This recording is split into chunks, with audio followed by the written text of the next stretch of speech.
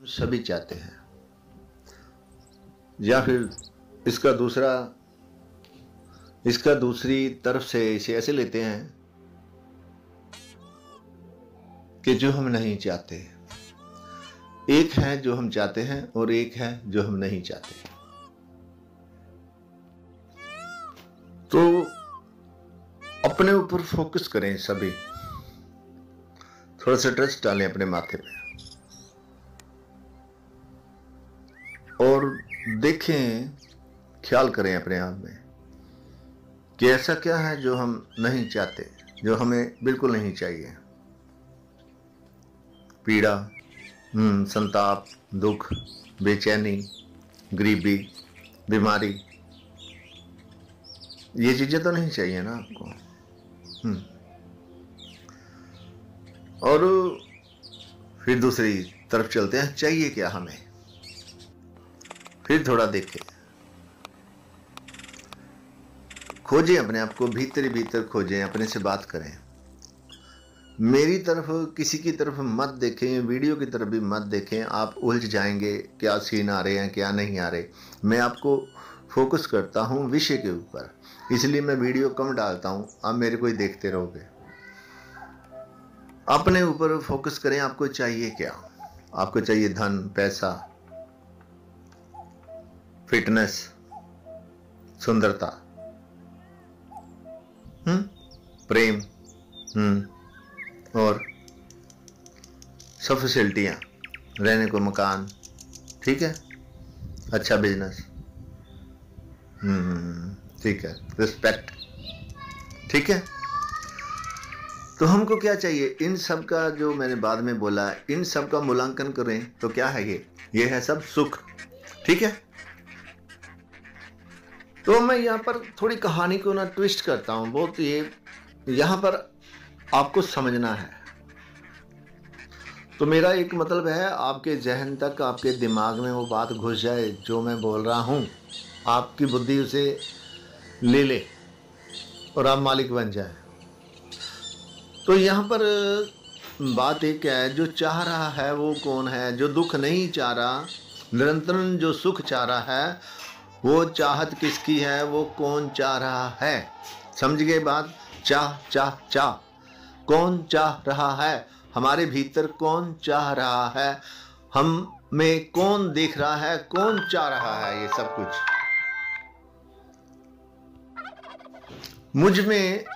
मुझ में किसकी चाहत है, मेरे शरीर में किसकी चाहत है, मेरे विचारों में किसकी चाहत है, मेरे विचार क्यों ऐसे हैं, ये चाहत वाला कौन है।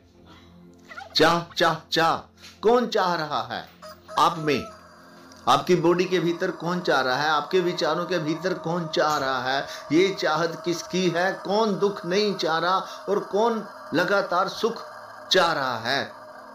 समझ आ गई बात। चाह कौन चाह रहा है आपके भीतर, किसकी प्यास है।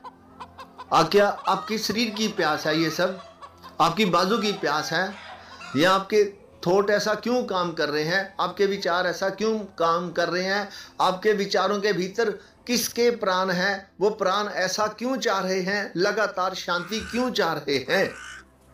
समझ गए। चाह इसको याद रखें, कौन चाह रहा है ये। और आपको जो बेचैनी होती है, दिन रात निरंतर आप भागा भागी में लगे रहते हो, इधर से उधर उधर से इधर, ये इतना बेचैन कौन है मेरे भीतर, खोजो इसको अच्छी तरह से। इसको ये माथा जो फड़फड़ा रहा है, दिमाग जो आपका हिलता है, पागलपन करता है, ये सारा देखो अपने को अच्छी तरह से देखो, कौन है मेरे भीतर, ये पागल कौन है।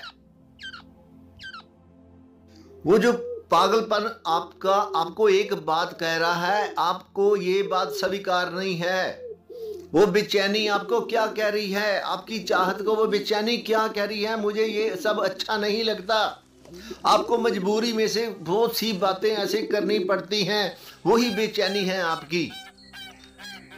समझ रहे हैं ना आप, कि अब मैं आपको छुरा मार के आपके भीतर जाऊं, आपके शरीर को पाड़ूं, क्या करूं मैं बताओ। ये अवस्था आपको बिल्कुल भी स्वीकार नहीं है जो आप इस समय हो, जो आप मेरी ये बात सुनते सुनते आपको ये पागलपन चढ़ चुका है। आप उन क्षणों में आ चुके हो, आपको पता चल रहा है। ये किसको स्वीकार नहीं है? ये उसी को स्वीकार नहीं है, आपकी चाहत को। आपकी चाहत नहीं चाहती ऐसा, उसको स्वीकार नहीं है। इसीलिए तो आप टैबलेट लेते हो, नशा करते हो, ड्रिंक लेते हो, कई तरह के आप सेवन करते हो कि मैं किसी तरह से इस पागलपन से छुटकारा पा जाऊं। आपकी चाहत नहीं चाहती मैं इतना अशांत रहूं। इसीलिए तो आप प्रेम चाहते हो, इसीलिए तो आपकी चाहत प्रेम को खोजती है, हर पल प्रेम को खोजती है, ऐसे व्यक्ति को खोजती है जिसके पास बैठकर आप हल्के हो जाओ, जिसके पास कोई ईगो ना हो, जो आपको पूरा स्वीकार करे। इसीलिए आपको निरंतर लगातार कंटिन्यू प्रेम चाहिए। आपकी चाहत, उसका स्वभाव है प्रेम, वो चाहत ही आपकी आत्मा है, वो प्रेम में ही जीती है।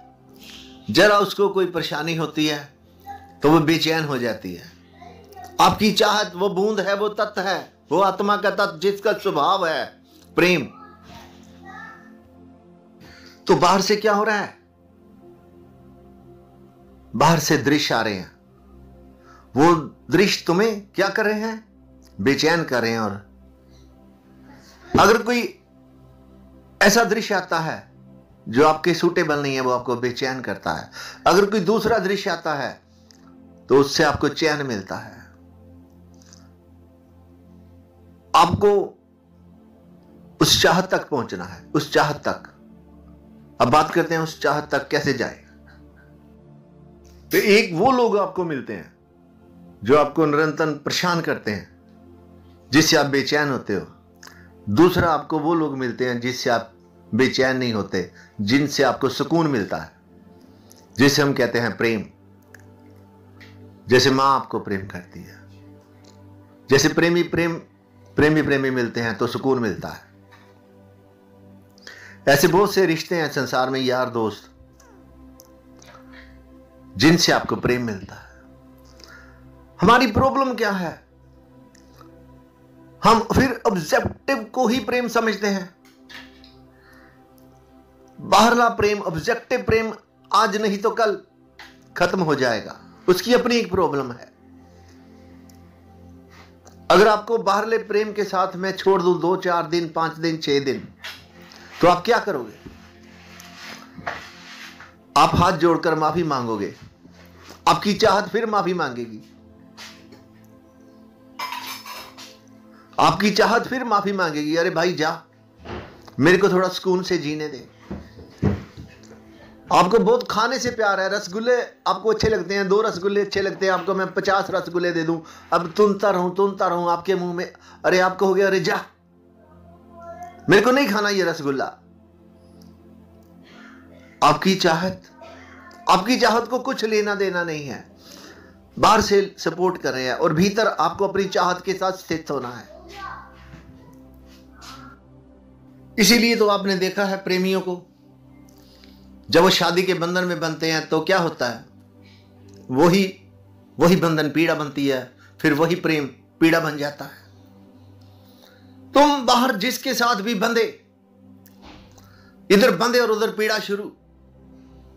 ऑब्जेक्टिव के साथ तुम बंधे और पीड़ा शुरू। चाहत को तुमने बांध दिया किसी ऑब्जेक्टिव के साथ, किसी विषय के साथ तुमने बांध दिया और बन गई बस ये पीड़ा।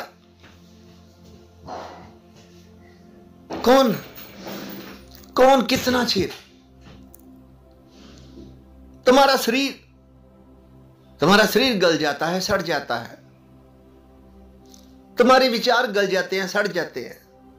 तुम सुन के तुम्हारे कान, जो चीज तुम्हें आज अच्छी लगती है सुनने को, तीसरे दिन तुम उसे बंद कर देते हो। तुमने देखा होगा कई गीत आए, तुमने कितनी बार सुने वो गीत, और 5, 7, 10 बार सुनने के बाद ही वो गीत आपने कभी दोबारा ऑन नहीं किया।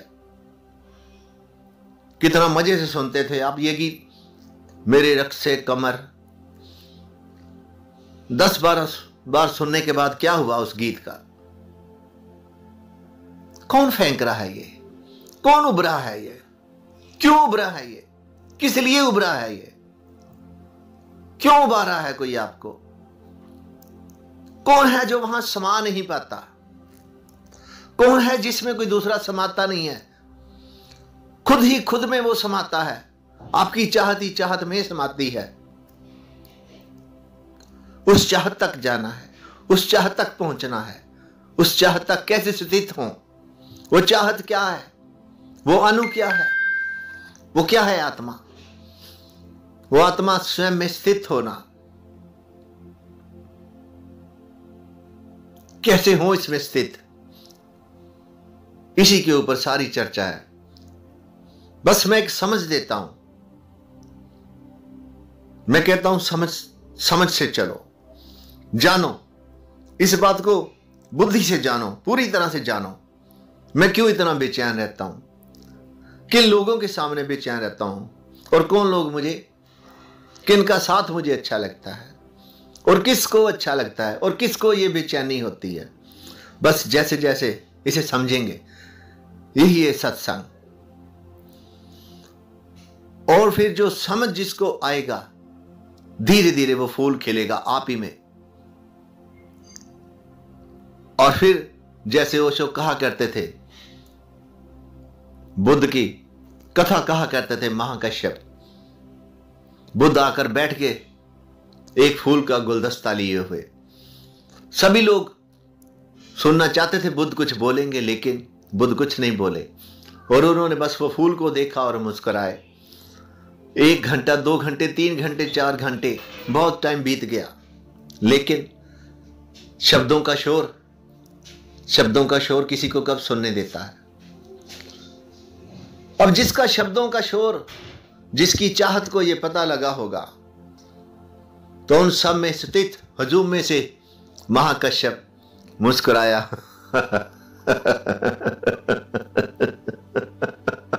बुद्ध ने आंख में आंख डाली महाकश्यप की, और वो अपना हाथ, वो हाथ जिस हाथ में वो फूल खिड़ा हुआ था, वो फूल खिड़ना एक संदेश था, वो फूल लेकर बैठना ही बुद्ध का एक संदेश था कि मौन का फूल किसमें खिला होगा, वो समझ जाएगा। महाकश्यप का फूल खिला था, वो खिलखिलाकर हंसा, और बुद्ध ने वो फूल उसको पकड़ा दिया। ऐसे ही तुम्हारे भीतर वो तुम्हारी चाहत का फूल है।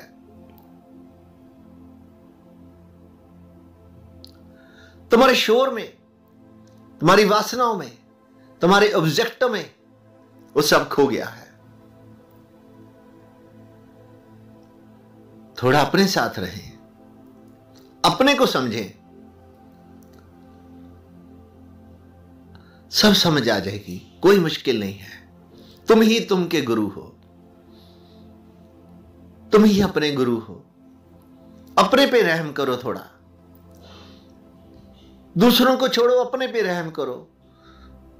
तुम ही अपने को दुख दे रहे हो, तुम ही अपने को बचा सकते हो, तुम ही बार बार अपने को बढ़ा रहे हो। सब आप ही के हाथ में है, दूसरे को नहीं, अपने को ही देखना है। मैं क्या कर रहा हूं? 24 घंटे अगर आप अपने आप को देख जाए,